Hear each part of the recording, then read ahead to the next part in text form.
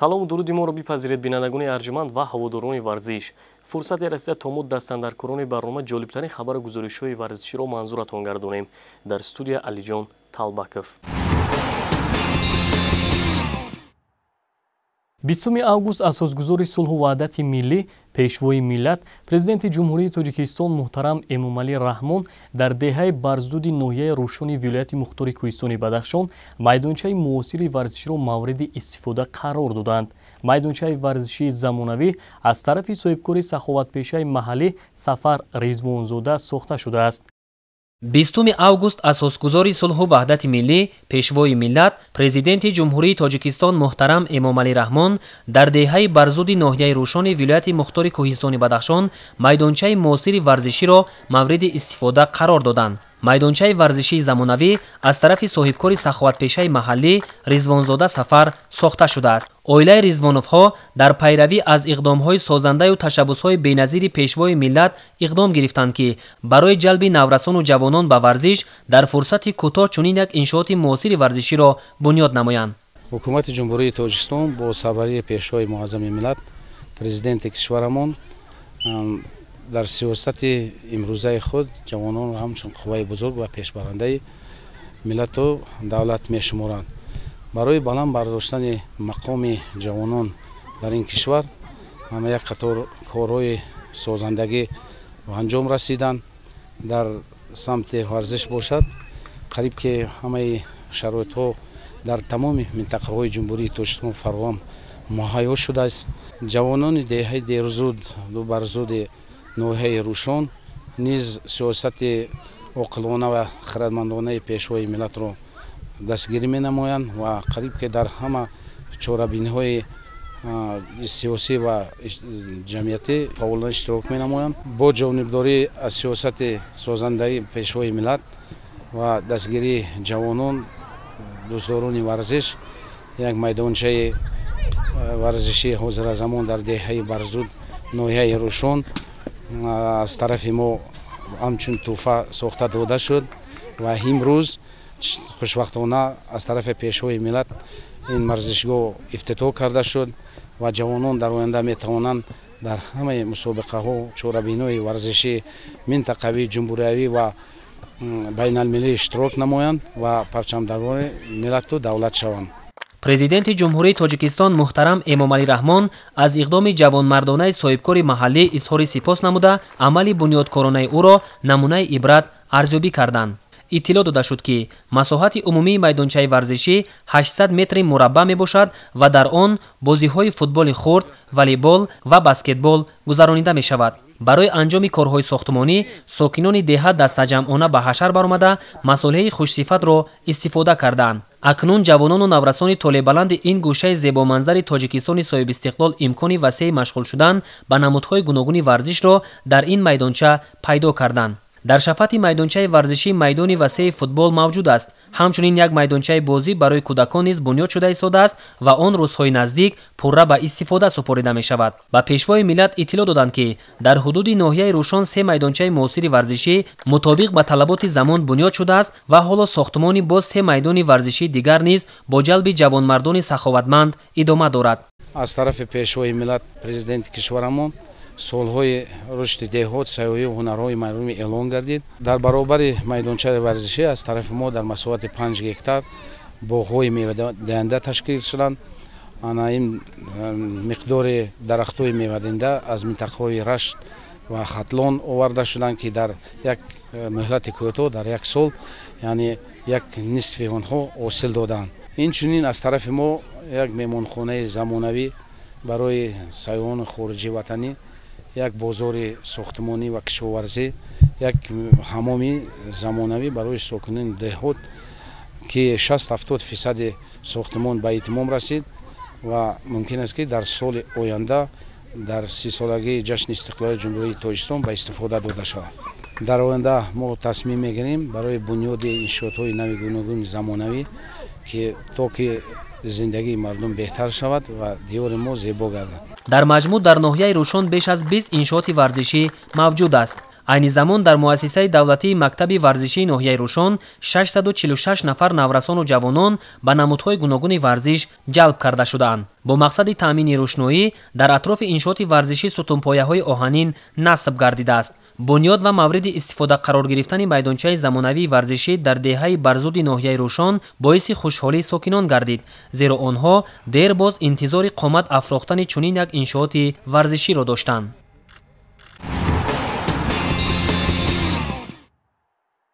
санаи 21 август дар доираи сафари корӣ дар шаҳру ноҳияҳои вилояти мухтори кӯҳистони Бадахшон асосгузори сулҳу ваҳдати миллӣ пешвои миллат президенти ҷумҳурии Тоҷикистон муҳтарам Эмомалӣ Раҳмон дар маҳаллаи Тирчиди шаҳри Хорух майдончаи муосири варзиширо мавриди баҳрабардорӣ қарор доданд. ифтитоҳи майдончаи варзишӣ дар ҳамкории давлат бо бахши хусусӣ сурат гирифта, яке аз иншооти муосир дар маркази вилоят маҳсуб меёбад.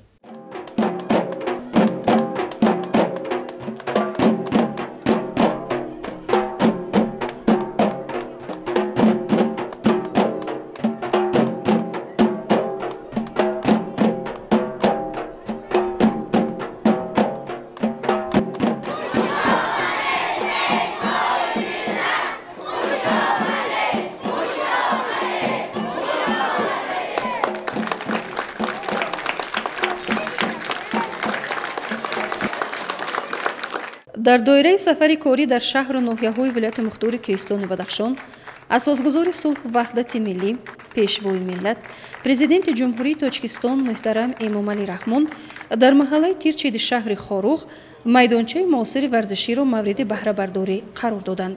ифтитоҳи майдончаи варзишӣ дар ҳамкории давлат бо бахши хусусӣ сурат гирифта, яке аз иншооти муосир дар маркази вилоят маҳсуб меёбад. дар маҳаллаи Тирчид 225 оила мавҷуд буда, айни ҳол дар он наздик ба 1000 нафар сокини то синни 35 сола истиқомат мекунанд. кӯдакону наврасон ва ҷавонони ин маҳалла солҳои зиёд ба чунин иншооти замонавии варзишӣ эҳтиёҷ доштанд. این سفر نوبتی اساسگزار صلح و وحدت ملی پیشوای معظم ملت امامعلی رحمان برای ساکنان ولایت مختار کوهستان بدخشان چون سفرهای پیشین نور زیاد را اهدا دارد. مخصوصا ساکنان شهر خاروخ هر یک سفر اساسگزار صلح و وحدت ملی پیشوای معظم ملت امامعلی رحمان را با اخلاص بی‌پایان انتظار دارند و خوب درک می‌نمایند که زحمت‌های پیشوای ملت در آبادانی و سازندگی هر یک گوشه تاجیکستان بی‌نظیر است. در محله تیرچی به استفاده داده شدن میدانچه ورزشی معاصر شواهد از توجه سرور دولت به نسل جوان بوده آبادی سازندگی را تلقی می‌نماید.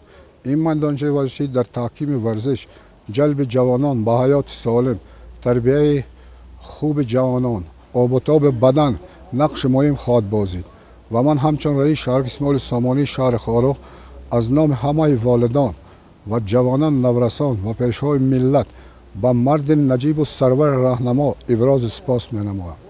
وعده می‌دهیم که در یک جایگی با والدان، ورزشگران کسبی، نسل جوان را و دوست داشتن ورزش و حیات سالم، دوست داشتن وطن و خدمت صادقانه به آن هدایت نموده نسل امیدبخش و آینده‌ساز را تربیت می‌نماییم. ба президенти мамлакат муҳтарам Эмомалӣ Раҳмон иттилоъ дода шуд ки майдончаи варзишӣ дар масоҳати умумии 1170 метри мураббаъ дар доираи татбиқи лоиҳаи мусоидат ба сулҳу субот тавассути инфрасохтури муҳим дар шаҳри Хорух бунёд ёфта, дорои 320 ҷойи нишаст мебошад.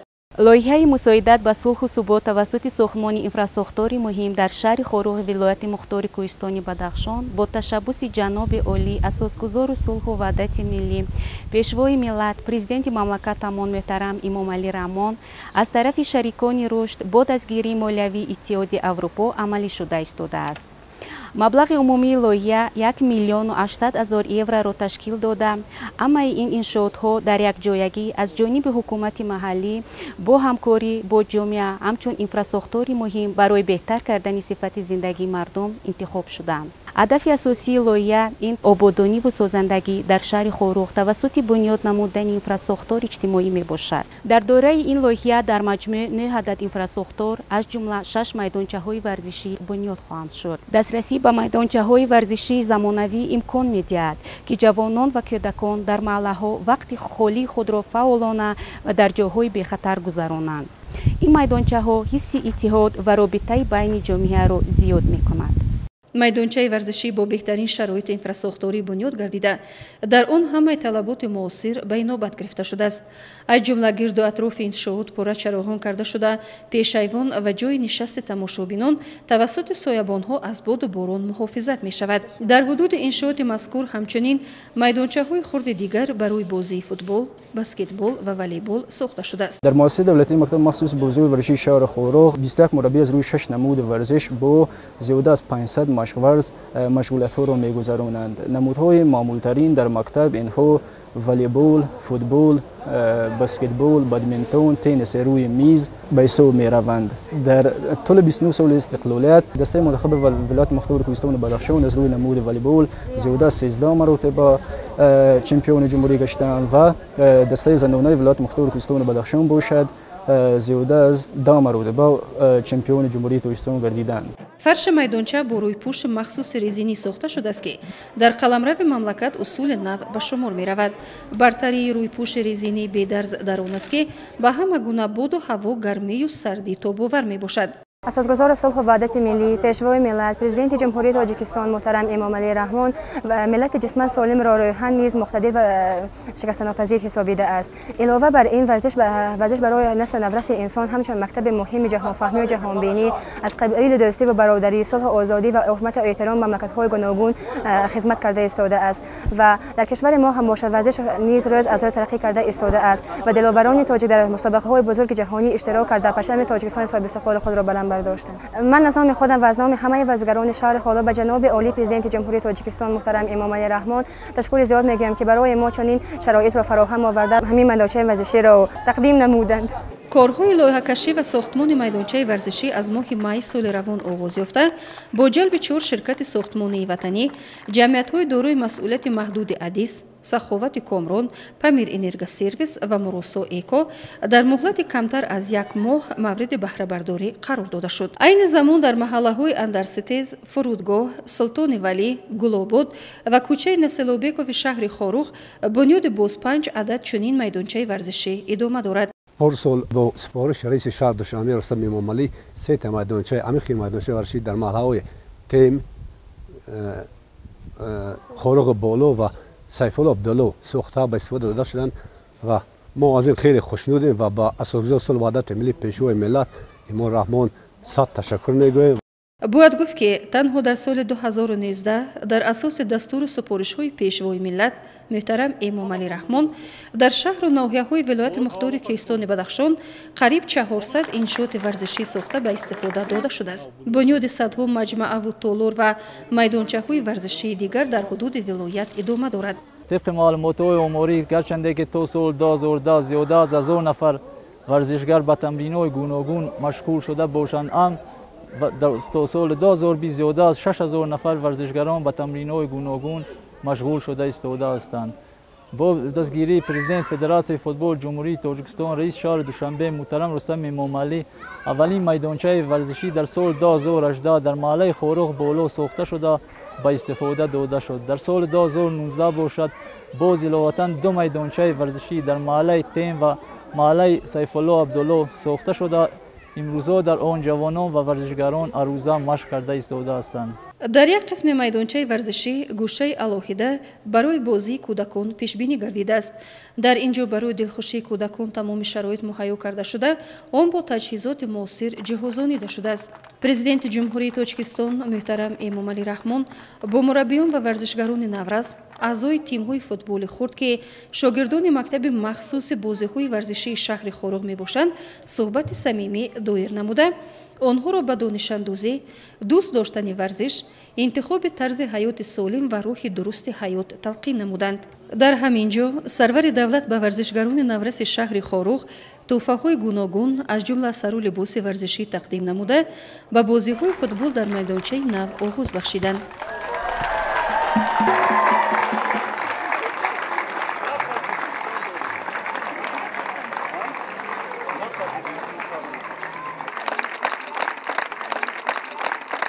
сокинони маҳаллаи Тирчид махсусан ҷавонону наврасон барои дастгириҳои ҳамешагӣ ва иқдомҳои шоиста баҳри вусъати созандагиву бунёдкорӣ ба пешвои миллат муҳтарам Эмомалӣ Раҳмон изҳори сипосу миннатдорӣ намуданд.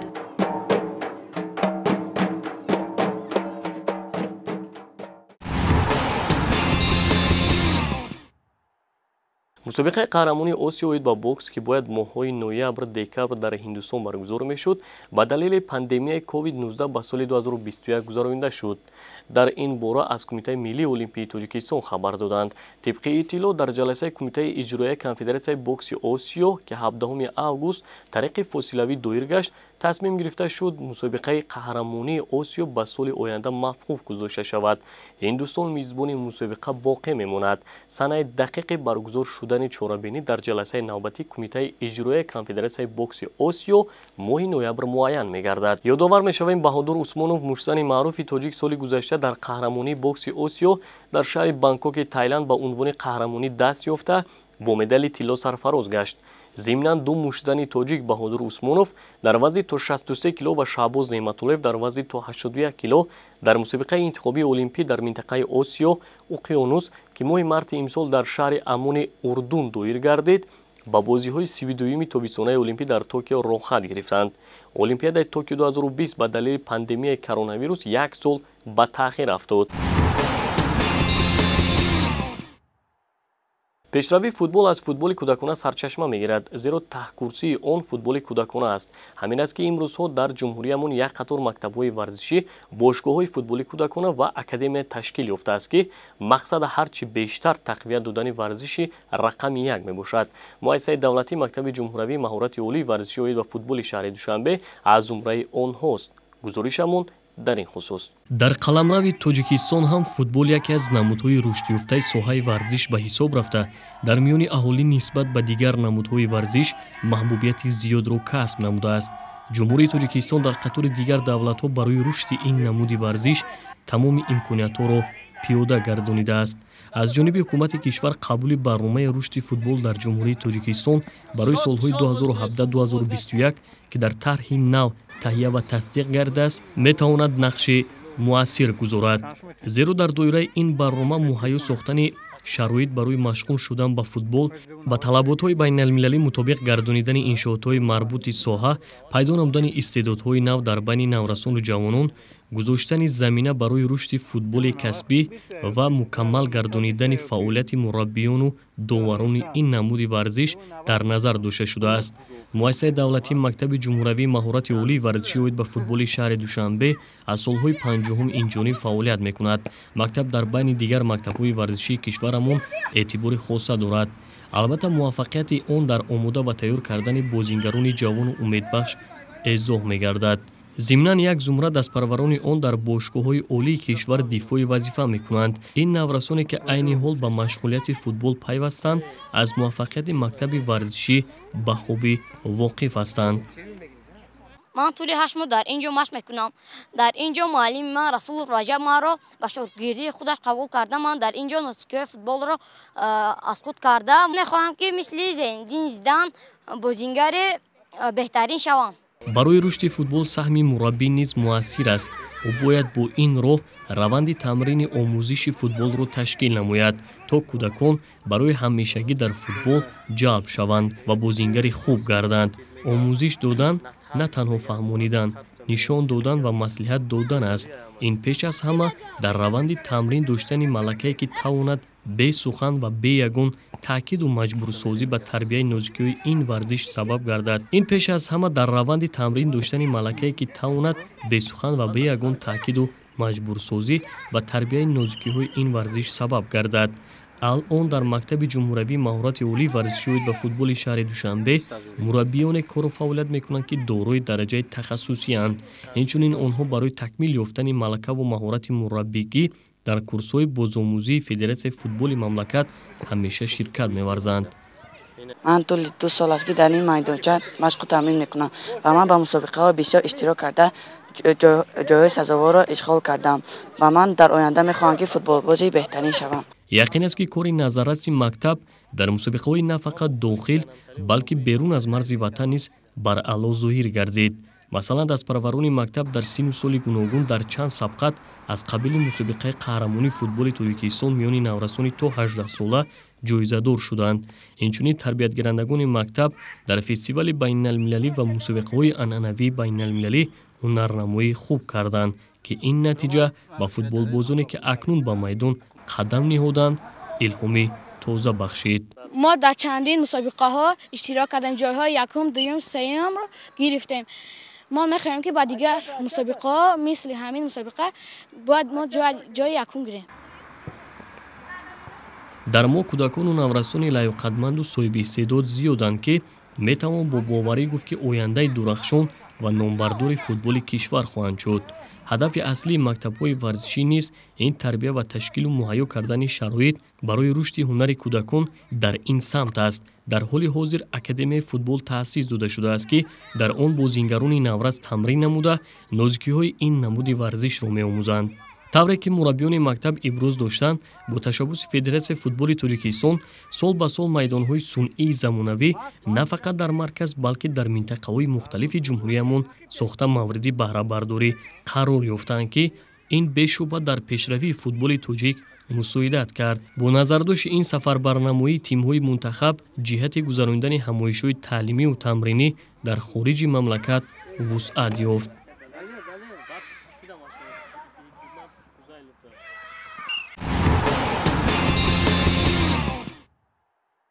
аввалин мусобиқаи байналмилалӣ оид ба камонварӣ баъди хуруҷи бемории ҳамагир 24 октябри соли 2020 дар Анталияи Туркия баргузор мешавад. тибқи иттилои Кумитаи Миллии Олимпии Тоҷикистон ба қайдгирии иштироккунандагони мусобиқа рӯзи 17 август оғоз гардид. Кумитаи иҷроияи ташкилоти камонварии ҷаҳонӣ қаблан ба далели пандемияи COVID-19 ҷоми ҷаҳонро барҳам дода буд. ин чорабинӣ соли оянда ба нақша гирифта шудааст. ҷоми ҷаҳон 2021 ки аз 3 марҳила иборат аст, дар Гватемала рӯзҳои 19-25 апрел, Шанхай 17-23 май ва Париж 22 ва 23 июн доир мегардад.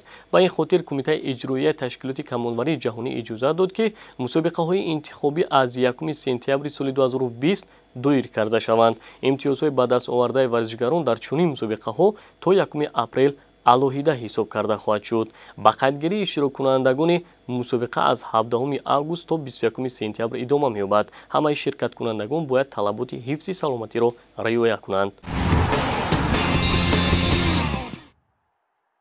аввалҳои моҳи феврали соли ҷорӣ дар ҷумҳурии Ӯзбекистон мусобиқаи байналмилалӣ оид ба гӯштани тарзи озод баргузор гардид. дар сабқат варзишгарони навраси тоҷик фаъолона ширкат варзиданд. ба узви дастаи мунтахаби ҷумҳуриямон дастпараварони Кони Гурд низ шомил буд. дар клуби варзишии Кони Гурд кӯдакону наврасон нозикиҳои гӯштинро зери роҳбарии мураббиён Ҳабибулло Набиев ва Муҳаммад Раҳим Каримзода меомӯзанд. ин наврасон аллакай қуввашонро дар чандин мусобиқаҳои байналмилалӣ бо муваффақият санҷиданд. масалан дар мусобиқаи байналмилалии соли гузашта ки дар Қазоқистон гузашт, на фақат паҳлавонон аз Осиё, балки аз Аврупо, Федератсияи Русия ва Арманистон ширкат варзиданд.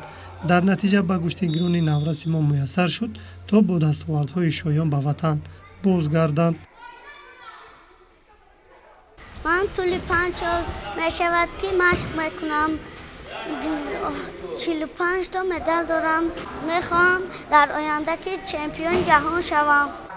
воқеан дар самти дуруст ба роҳ мондани машқову тамринҳо асоси убур кардани марҳилаи муваффақияту комёбиҳои ҳар як варзишгар аст. аз ин гуфтаҳо бармеояд ки ҷамомади таълимиву тамринӣ ба дараҷаи тахассусии варзишгар мусоидат мекунад. ин хусусиятҳоро варзишгар дар ҳоле соҳиб мегардад агар дар интихобаш иродаи қавӣ дошта бошаду масъулияти баланди касбиро эҳсос кунад. 2 سال میشود تحت راهبری نبیب حبیبالله مشق میکنم. نبیب حبیبالله مرا خیلی خوب مشق میداد. من در خیلی مسابقات جایهای نمایان را گرفتم. یکمین مسابقه من در شهر دوشنبه بود که من با تحت راهبری نبیب حبیبالله جای 3 را گرفتم. барои мақсаднок ва ба тарзи дуруст гузарондани машғулиятҳо мураббӣ ҳар як амалро такрор ба такрор мефаҳмонад. чӣ тавре мегӯянд дар баробари донистани тарзу усулҳои хоси гӯштин инчунин ба ҳолати рӯҳиву равонии насли навраз низ кор кард. یکی از مدال طلای مسابقه بین المللی با سعیدجان نبیف متعلق است. سعیدجان مشق تمرین رو تحت رهبری مربی شایسته ورزش جمهوری تاجیکستان عبدالرزاق اولیموف آغاز کرده است. نامبرده بعد موفق شدن در مسابقه داخل قوه‌اش را در سبقت برون مرزی سنجید و نتیجه های نظررس نشان داد. دلیل این گفته‌ها میتواند مسابقه بین المللی در جمهوری قرقیزستان، قزاقستان و ازبکستان محسوب یابد. شرکت در مسابقه بین المللی دولت قزاقستان در سال گذشته اولین نبود. سال جاری هم او در مسابقه بین المللی جمهوری ازبکستان از خود تاثیرات خوب باقی گذاشت. من در گوشه این طرز زیاد طول 6 سال است مشق تمرین میکنم. خیلی مدال‌های بسیار دارم و کوشش میکنم که صفی مدال‌های خود را زیادتر کنم. مسلم است که مسابقه با مربی امکان می‌دهد که شاگردش تا کدام حد از نازکی این یا اون نوع ورزش بهره‌ور گشته است. از این لحاظ برای مربیان در مسابقه بیشتر دیدن و درک کردن اشتباه‌های شاگرد هدف اولین درجه است، چون که آنها با این گونه راه می‌توانند در اصلاح کمبودی‌های جای داشته موفق شوند. نکته نماند که فعالیت گشتنگیران نورس تاجیک در مقایسه با ورزشگران از دولت‌های قزاقستان، ازبکستان و قرقیزستان نظررس بود و این از آن گواهی داد که سمت تربیت اشاع خوب به راه مانده شده است. گرچنده با برخی از گشتنگیران نورس فرصت به صف جایزه‌داران شامل شدن پیش نآمده باشد هم، لیک آنها از حریفان بسیار خصوصیت‌های گشتن را آموختند. البته جهانبینی ورزشگر در صورت بیشتر اشتراک کردن در مسابقه سطح بین المللی داشته وسیع می‌گردد.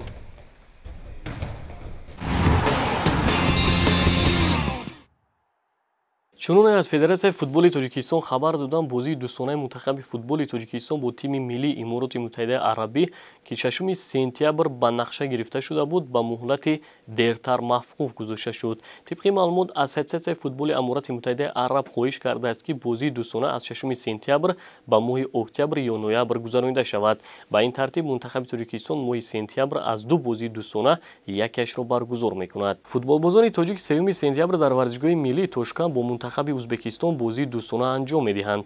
باید گفت که این بازی‌های سنجشی در دایره آمادگی منتخب تاجیکستان با بازی‌های مرحله دوم مسابقه انتخابی قهرمانی جهان 2022 و جام آسیا 2023 به نقشه گرفته شدند. یادآور می‌شویم برای منتخب تاجیکستان در مرحله دوم مسابقه انتخابی قهرمانی جهان 2022 در گروه F 3 بازی دیگر مانده است.